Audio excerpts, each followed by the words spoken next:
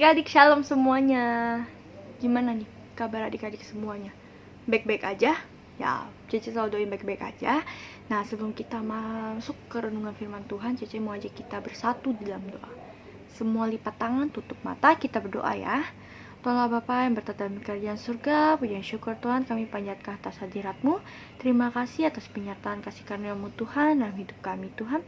Sepanjang malam hingga pada pagi hari ini Tuhan izinkan kami untuk dapat bangun dengan baik juga dan mendengarkan renungan-Mu. Kami serahkan Tuhan hati pikiran kami ke dalam tangan-Mu. Dalam naungan perlindungan Tuhan, serahkan seluruhnya Tuhan. Ini doa kami hanya dalam nama Tuhan Yesus, kami mengucap syukur dan berdoa. Amin. Adik-adik, apa kabar nih? Ya, Cece tanya lagi kabar kalian. Cece gak pernah bosan nanyain kabar kalian, karena bener-bener Cece pengen tahu banget nih kabar adik-adik semuanya. Dan Cece berharap juga semuanya baik-baik aja. Nah adik-adik, informasi sedikit, kalau minggu depan kita sudah ibadah tatap muka, berarti offline. Nah bagi yang merasa sehat, merasa fit, boleh datang, dan Cece juga harapin semua bisa datang. Kita akan mulai lagi untuk yang offline karena keadaan juga udah lumayan membaik ya adik-adik. Kita doain selalu membaik, semakin membaik terus ya adik-adik, hari ke hari, supaya kita udah bisa beraktivitas normal lagi gitu. Nah juga di grup kalian boleh kirimin data kalian, nama, alamat tempat tinggal kalian, dan juga nomor telepon kalian yang bisa dihubungi, supaya kalau misalnya ada kendala kalian bisa hubungi dan kami bisa mendata kalian juga gitu ya. Nah adik-adik, hari ini Cece akan membawakan renungan firman Tuhan yang berjudul tentang seburuk apapun bersyukurlah. Nah, sebelumnya Cece mau kita buka Alkitab yang terdapat di Mazmur pasal 138 ayat 1. Cece akan bacakan. Kalau adik-adik ada Alkitab boleh ya dibuka ya. Alkitabnya kita bacain bareng-bareng. Aku hendak bersyukur kepadamu dengan segenap hatiku di hadapan para Allah. Aku akan bermazmur bagimu. Mazmur pasal 138 ayat 1. Sekali lagi, aku hendak bersyukur kepadamu dengan segenap hatiku. Di hadapan para Allah, aku akan bermazmur bagimu. Nah, adik-adik, biasanya ya, kalau kalian lagi lihat orang nih misalnya. Orang ini lagi bersorak-sorai, orang ini lagi beria-ria, bersukaria, segala macam. Berarti ada apa sih dia gitu ya? Kenapa dia? Berarti dia sedang mengalami atau menghadapi apa? Nah, ketika kita melihat orang bersorak-sorai, orang beria-ria, berarti dia lagi menghadapi situasi yang namanya situasi yang lagi bahagia gitu ya. Berarti dia menghadapi sesuatu situasi yang menyenangkan bagi dia gitu ya adik-adik. Nah, itu adalah ekspresi yang wajar. Namun ketika kita dihadapi sama penderitaan dan kesesakan. Nah, penderitaan dan kesesakan. Apakah kalian melihat ada sorak-sorai, melihat sukaria gitu ya di dalam diri orang itu atau di dalam diri kita ketika kita dihadapi sama penderitaan dan juga kesesakan? Ada nggak? Justru sebaliknya, yang kita hadapi atau yang kita rasakan atau yang ekspresi yang kita sampaikan adalah sedih. Ya, pertama pasti sedih, murung tuh ya. Kebanyakan kalau kalian lihat orang-orang kayak murung, capek gitu, pasti dia lagi ada masalah gitu kan. Kecewa, dan yang paling parah itu biasanya orang bisa mengalami yang namanya putus asa. Nah, itu mengapa?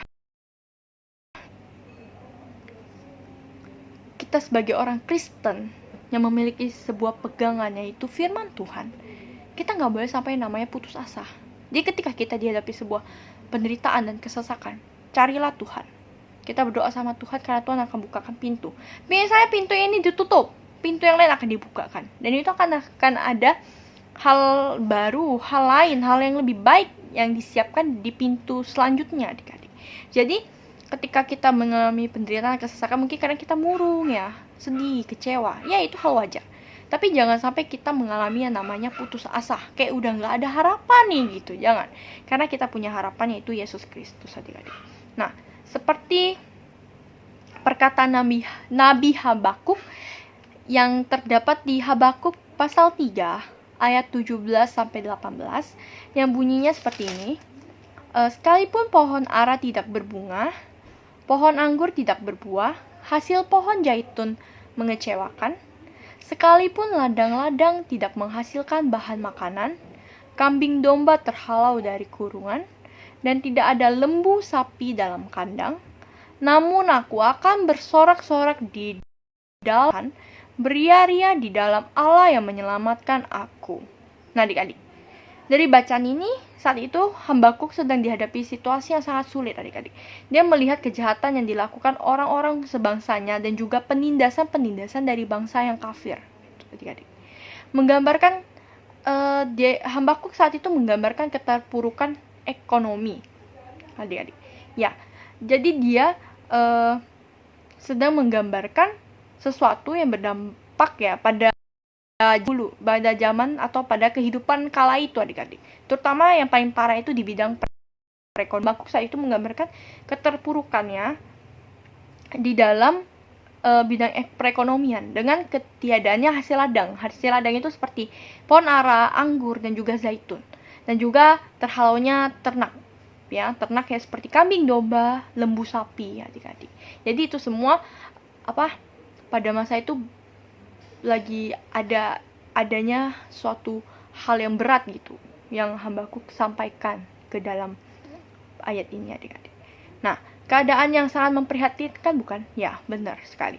Namun adik-adik, kalau misalnya kita dihadapi sama situasi itu pasti stres, pasti pusing, sedih, kecewa, benar?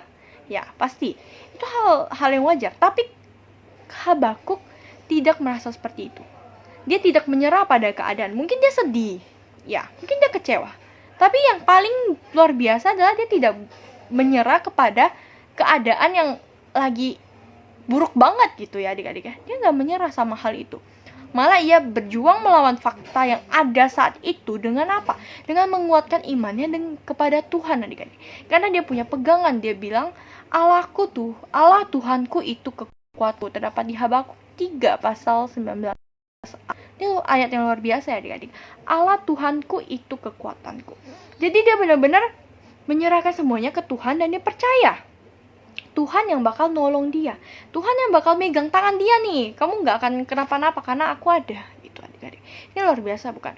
Nah, sama kayak perjalanan hidup kita adik-adik. Memang ya kadang perjalanan hidup itu bukan suatu perkara yang mudah. Apalagi kalian-kalian yang udah mau beranjak remaja ya adik-adik ya. Pasti kayak lagi, mungkin kalian masih merasa santai atau ada yang merasa sudah berat atau lainnya. Ya karena kehidupan itu pada dasarnya perjalanan yang kita hadapi, perjalanan hidup yang kita hadapi itu bukan perkara yang mudah untuk kita hadapi, bukan perjalanan yang kayaknya gampang kita lalui, enggak, karena perjalanan hidup itu adalah perkara yang sulit untuk kita hadapi. Nah, begitu banyak ya pergumulan yang kita harus kita hadapi, harus kita lalui, harus kita lewati. Namun adik-adik, dari itu semua bukan berarti itu kita harus kehilangan sukacita kita. Bukannya kita harus tenggelam di dalam sulitnya kehidupan yang ada saat ini, bukan. Tapi kita malah harus bangkit adik-adik. Harus bangkit dari keterpurukan yang ada itu. Kita harus bangkit dari situasi-situasi yang kadang kayak, kayak sulit nih kita lalui. Kayaknya jalan ini gak bisa aku lalui. Kayaknya yang ini aku gak bisa lewatin atau segala macam.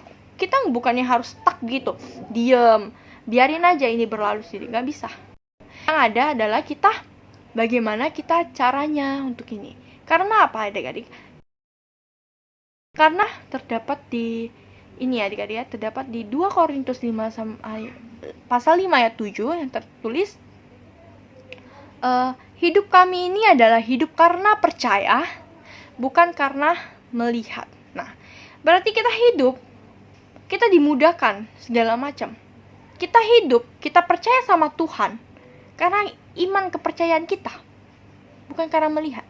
Orang-orang Kristen itu luar biasa.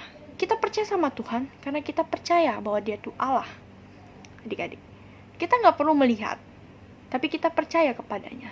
Karena apa? Tuhan Allah akan melindungi, akan menolong kita. Kita yakin dan percayakan hal itu.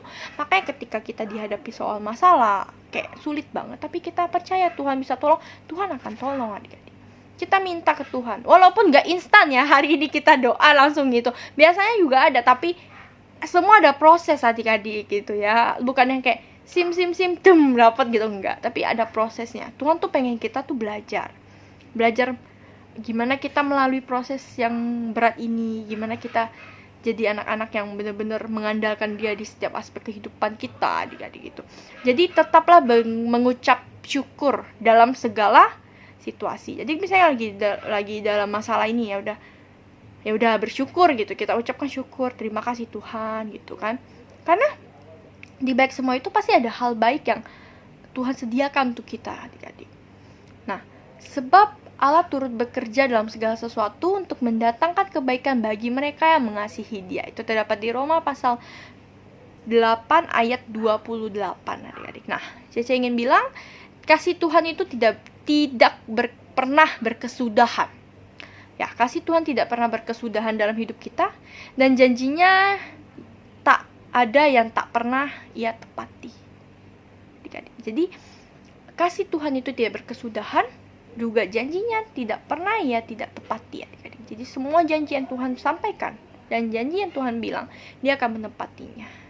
Biarlah sikap dan langkah Habakuk ini, adik-adik, dalam menghadapi segala persoalan yang berat ini bisa jadi suatu teladan bagi kita ya. Bisa kita jadikan inspirasi kita, dan kita teladani dengan baik, adik-adik. Nah, satu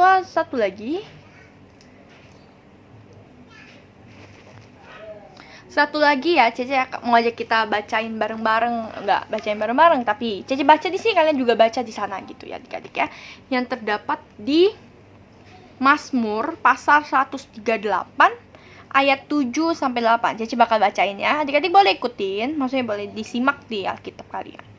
Jika aku berada dalam kesesakan, Engkau mempertahankan hidupku. Terhadap amarah musuhku, Engkau mengulurkan tanganmu dan tangan kananmu menyelamatkan aku. Ayat yang ke-8, Tuhan akan menyelesaikannya bagiku. Ya Tuhan, kasih setiamu untuk selama-lamanya, jangan kau tinggalkan perbuatan tanganmu, adik-adik. Nah, firman Tuhan Cece sampai di sini, kita bersatu di dalam doa. Tuhan Allah Bapa yang bertata dalam kerajaan surga, pujian syukur Tuhan kami panjatkan atas hadirat-Mu. Terima kasih atas penyertaan kasih karunia Tuhan dalam hidup. Terima kasih Tuhan untuk hari ini. Tuhan jaga kami, bimbing kami ke aktivitas kami selanjutnya. Biarlah Tuhan kisah Habakuk bisa menjadi teladan bagi kami, dan biarlah kami bisa yakin dan percaya kepadamu setiap menghadapi persoalan dalam hidup kami. Kau jaga kami Tuhan, hingga minggu depan kami akan bertatap muka juga Tuhan. Lancarkan segalanya agar kami bisa bertemu kembali Tuhan. Kami serahkan hanya dalam nama Tuhan Yesus, kami syukur dan berdoa. Amin. Nah, adik-adik, hari ini Cece nggak ada kasih kuis juga ya. Cece juga mengucapkan kalian semoga sehat-sehat terus. Kalian juga aktivitasnya dilancarkan juga ya. Yang sekolah, yang study ya, semuanya dilancarkan. Dah, sampai berjumpa minggu depan adik-adik. Bye-bye.